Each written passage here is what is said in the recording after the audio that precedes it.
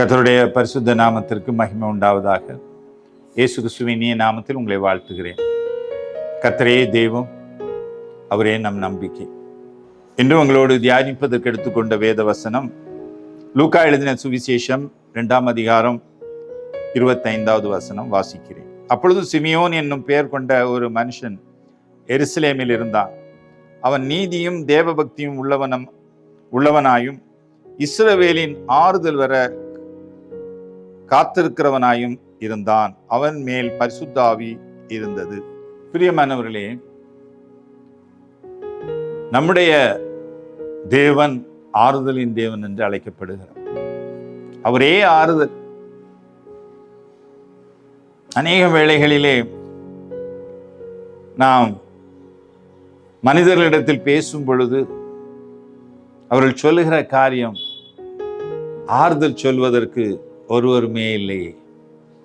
எத்தனையோ கஷ்டங்கள், பாடுகள், துன்பங்கள் வழியாய் நான் கடந்து போகிறேன். வந்து ஆறுதல் சொல்வதற்கு பெரியவர்கள் இல்லை. எல்லாரும் மரித்து போனார்கள். தகப்பனார் இருந்திருந்தால் அவர் வந்து ஆறுதல் சொல்லி இருப்பார். என் தாய் இருந்திருந்தால் அவள் வந்து ஆறுதல் சொல்லி இருப்பாள். ஒருவருமே இல்லை ஆறுதல் சொல்லும்படி. பிரியமானவர்களே, அப்படி நாம் எண்ணலாம்.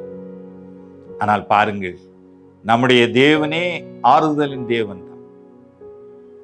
2000 வருடங்களுக்கு முன்பு அவரை ஆலயத்தில் கொண்டு போன பொழுது சிமியோன் என்ற பெரியவர் அவரை கரத்திலே எடுத்து சொல்லுகிறார், இஸ்ரவேலின் ஆறுதல் வர காத்திருந்தேன், நான் இப்பொழுது அவரை கண்டுகொண்டேன். சந்தோஷத்தோடு நான் இந்த உலகத்தை விட்டு செல்லுவேன். இந்த இரட்சண்யத்தை என் கண்கள் கண்டது. அவர் புறஜாதிகளுக்கு ஒளியாகவும் இஸ்ரவேல் ஜனங்களுக்கு மகிமையாயும் இருப்பார். பாருங்கள், நம்முடைய தேவன் ஆறுதலின் தேவன். அவருடைய வார்த்தைகள் நமக்கு ஆறுதலா இருக்கிறது. அவருடைய பிரசன்னம் நமக்கு ஆறுதலா இருக்கிறது. அவரே ஆறுதலின் தேவன். பிரியமானவர்களே, பல வருடங்களுக்கு முன்பு என்னுடைய தகப்பனார் இறந்த பொழுது நான் வெறும் சிறு வயது. அப்பொழுது தகப்பனார் இறந்த பொழுது ஒரு வெற்றிடம், ஒரு இருள் எங்களை சூழ்ந்து கொண்டது. எங்களுடைய தகப்பனார் ஊர் ஒரு கிராமம். அந்த கிராமத்திலே வைத்து அவருடைய அடக்க ஆராதனைகள் யாவும் முடிந்த பின்பு இரவு வந்தது. அந்த ஊரில் ஒருவருமே இல்லை. இருளை தவிர ஒன்றையும் காண முடியாது. சிறு வயதிலே ஒரு வெற்றிடம், ஒரு பயங்கரமான ஒரு சோர்வு, ஒரு வேதனையின் உச்சம். மறுநாள் காலையிலே எங்களை பார்க்கும்படியாய் என்னுடைய தாயினுடைய சகோதரி ஒருவர்கள் கடந்து வந்தார்கள். அவர்கள் வீட்டிலே வந்து எங்களுக்கு ஆறுதல் சொன்னார். அவர்களை பார்த்த பொழுதே ஒரு ஆறுதல். அவர்கள் வந்ததுமே இந்த கவலைகள் எல்லாம் மாறிவிட்டது. அந்த துக்கம், அந்த இழப்பும் கொஞ்சம் கொஞ்சமாக மறைய ஆரம்பித்தது. வெளிச்சம் வர ஆரம்பித்தது. இருள் கொஞ்சம் கொஞ்சமாக போய்கொண்டே இருந்தது. அப்படிதான் நம்முடைய ஆறுதலின் தேவன் ஒளியா இருக்கிறார். இருளில் இருக்கிற அனுபவம் இருக்கிறதோ, துன்பத்தின் மத்தியில் இருக்கிறீர்களோ, துயரத்தின் மத்தியில் இருக்கிறீர்களோ, அருமையானவர்களை இழந்து தவிக்கிறீர்களோ, இல்லது அவர்களுடைய எண்ணங்கள் நம்மை சூழ்ந்து கொள்ளுகிறதோ, ஆறுதல் சொல்ல ஒருவருமே இல்லை என்று சொல்கிறீர்களோ, வேண்டாம் பிரியமானவர்கள். நம்முடைய தேவன் ஆறுதலின் தேவன். அவருடைய நாமத்தை சொன்னாலே ஆறுதல். அவருடைய இரத்தத்தை நாம் இரத்தத்தினாலே கழுவப்பட்டாலே ஆத்மாவுக்கு ஆறுதல். அவருடைய பிரசன்னம் நமக்கு ஆறுதல்.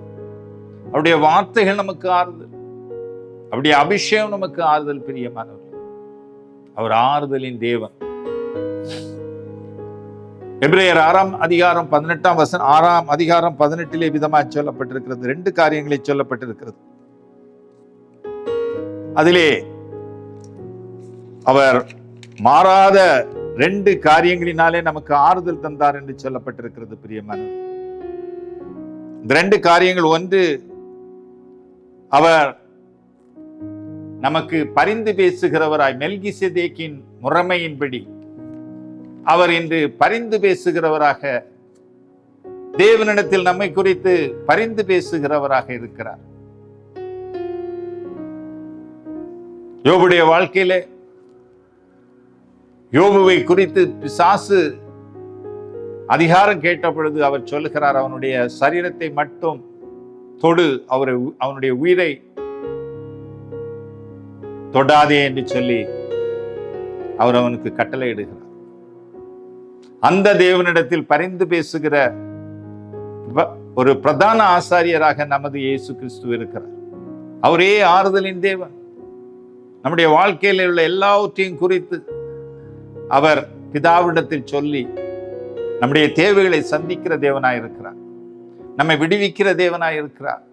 நமக்கு நன்மை செய்கிற தேவனாய் இருக்கிறார். அதுவே நமக்கு ஆறுதல் பிரியமானவர். அவருடைய இரத்தம். மனுஷன் நமக்கு ஆறுதல் சொல்லலாம், மனுஷன் நமக்கு வந்து நன்மை செய்து ஆறுதல் செய்யலாம், அநேக வார்த்தைகளினாலே நம்மை தேற்றலாம். அந்த ஆறுதல் நிலைத்திருப்பதில்லை பிரியமானவர். சில நாட்கள் வரை அந்த ஆறுதல் இருக்கும். மறுபடியும் பிசாசானவன் நம்முடைய ஆத்துமாவை பலவித துன்பத்தினாலே, துயரத்தினாலே அந்த ஆத்துமாவை சஞ்சலப்படுத்துவான். ஆனால் பிரியமானவர், இயேசுடைய இரத்தம் நம்முடைய சகல பாவங்களையும் சுத்திகரிக்கும் என்று சொல்லி விசுவாசிப்போமானால், அநேகருடைய வாழ்க்கையிலே குற்ற உணர்வு, பாவம் செய்வதும் அந்த பாவம் அவர்களை விட்டு நீங்காதபடி அவர்களை குற்றப்படுத்தி கொண்டே இருக்கும். செய்ய முடியாத பாவங்களை செய்து விடுவார்கள், விட முடியாத பாவங்களிலே இருப்பார்கள். ஆனால் இரவிலே அவருடைய ஆத்துமா சஞ்சலத்தினால் நிறைந்திருக்கும். தான் செய்தது தவறு என்று சொல்லி தன்னுடைய இருதயம் சொல்லும், தன்னுடைய ஆன்மா சொல்லும். ஆனால் அதிலிருந்து விட முடியாது. இந்த உணர்வு, குற்ற உணர்வினாலே அவர்கள் சஞ்சலப்பட்டு கொண்டே இருப்பார்கள். இதிலிருந்து விடுதலை செய்து ஆறுதல் தருவது யார்? நம்முடைய ஆறுதலின் தேவன் மட்டுமே அதிலிருந்து விடுவிக்க முடியும். இன்று இந்த நிலையில் இருப்பீர்களானால், குற்ற உணர்வினாலே குத்தப்பட்டு சஞ்சலத்தோடு சஞ்சலம் ஆத்துமாவிலே வேதனையோடு இருக்கிறீர்களா? கர்த்தராகிய இயேசு கிறிஸ்துவின் ரத்தம் உங்களை விடுவிக்கும். அவருடைய ரத்தம் உங்கள் பாவங்களை கழுவி சுத்திகரிக்கும். ஒரே ஒரு காரியம், ஆண்டவரே, என்னை மீறி செய்கிறேன், என்னுடைய அறிவு கெட்டாத, என்னுடைய உணர்வு கெட்டாத, என்னால் முடியாத ஒரு காரியத்தை செய்து விடுகிறேன், வருந்துகிறேன், என்னால் விட முடியவில்லை, இந்த குற்ற உணர்வு என்னை கொல்லுகிறது, ஆண்டவரே என்னை விடுவியும் என்று சொல்வீர்களானால், ஒரே நொடியிலே உங்கள் பாவங்களை அறிக்கையிடுவீர்களானால், ஒரே நொடியில் அவருடைய இரத்தம் நம்மை கழுவி பரிசுத்தப்படுத்தி நம்மை விடுவிக்கும். ஆத்துமாவிலே ஒரு ஆறுதல். அந்த ஆறுதல் தான் நிலையானது பிரியமானது. எவ்வளவோ கஷ்டங்கள் வரலாம், துன்பங்கள் வரலாம், துயரங்கள் வரலாம், மனிதர்கள் ஆறுதல் சொல்லலாம், மனிதர்கள் உதவி செய்யலாம். அவைகள் சில நாட்களுக்கு மட்டுமே. பூரண சமாதானம், பூரண விடுதலை, ஆத்துமாவிலே ஒரு சந்தோஷம், ஆத்துமாவிலே ஒரு நம்பிக்கை, ஆத்துமாவிலே ஒரு மகிழ்ச்சி, ஆத்துமாவிலே ஒரு தைரியம் வர வேண்டும் என்று சொன்னால், முதலாவது அவருடைய இரத்தத்தினால் நான் கழுவப்பட்டிருக்க வேண்டும். இரண்டாவது அவருடைய வார்த்தைகளை படிக்க வேண்டும். அந்த வார்த்தைகள் தான் நமக்கு ஆறுதல். அவருடைய வார்த்தைகள் ஒரு நாளும் ஒழிந்து போவதில்லை. வேதம் சொல்லுகிறது மத்தேயு 24:35, வானம் பூமி ஒழிந்து போகும், என்னுடைய வார்த்தைகள் ஒழிந்து போவதில்லை. அவருடைய வார்த்தைகள் தான் ஆறுதல். அவருடைய வார்த்தைகள் தான் நமக்கு நம்பிக்கை. துயரப்பட்டு கொண்டிருக்கிறோமா? வேதத்தை படிப்போம். அந்த வேதத்தில் உள்ள ஒவ்வொரு வார்த்தைகளும் நமக்கு ஆறுதலை கொண்டு வரும் பிரியமானவர்களே, நமக்கு நன்மையை கொண்டு வரும் பிரியமானவர்களே. ரோமர் 15:4 அப்படித்தான் சொல்லப்பட்டிருக்கு. அவருடைய வார்த்தைகள் பொறுமையையும் ஆறுதலையும் கொண்டு வருகிறது.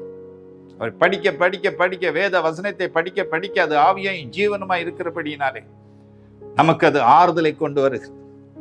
இரண்டாவதாக அவர் பிரதான ஆசாரியராக இருக்கிறார், நமக்கு பரிந்து பேசுகிறார். அந்த நம்பிக்கை நமக்கு ஆறுதலை கொண்டு வருகிறது. மூன்றாவதாக அவருடைய கிரியைகள், அவர் லூக்கா 7:11 அவர் நாயின் ஊருக்கு வருகிறார். அங்கே வரும் பொழுது ஒரு விதவையின் மகன் மரித்து போகி பாடையில வைத்து சுமந்து கொண்டு வருகிறார். இயேசு அதை பார்க்கிறார். பாருங்கள், அந்த விதவையுடைய வாழ்க்கையே தகர்ந்து விட்டது. கணவனை இழந்து போனார். சரி, கணவன் தான் மரித்து போனார்.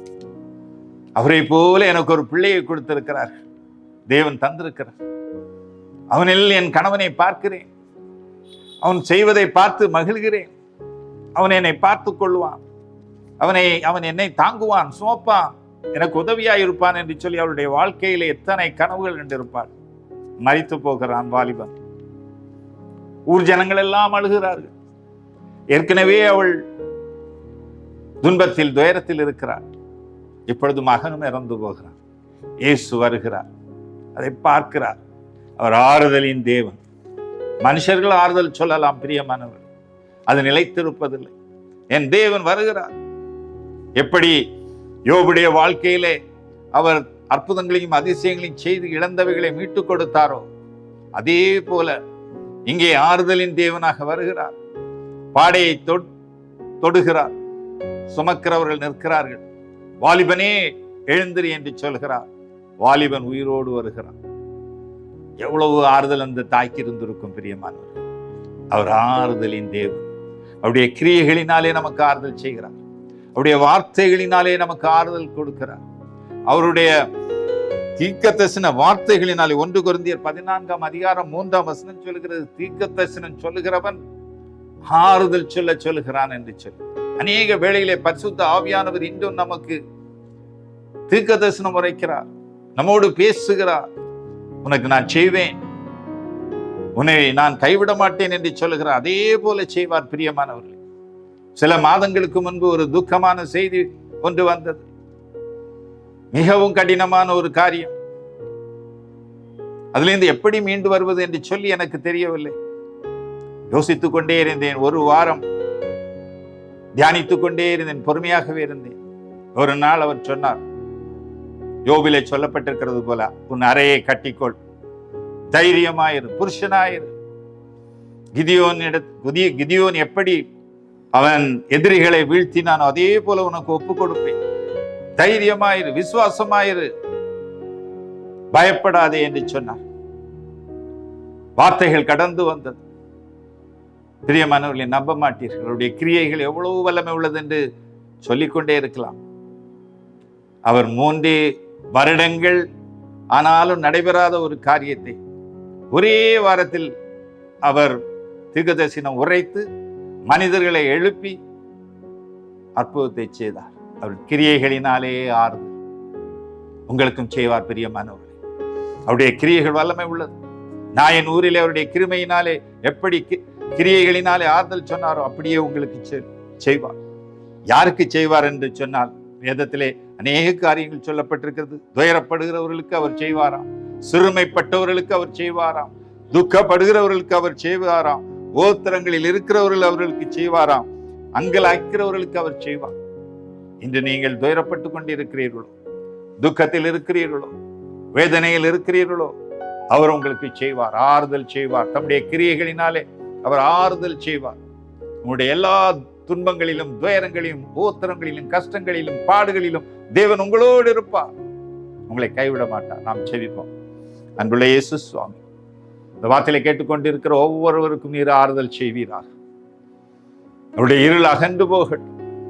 என்னென்ன காரியங்களிலே ஆறுதல் இல்லாமல் இருக்கிறார்கள், ஆத்துமாவிலோ, சரீரத்திலோ, ஆண்டவரே ஆவிக்குரிய வாழ்க்கையிலோ அவர்கள் ஆத்துமா சஞ்சலப்படுகிறோம்.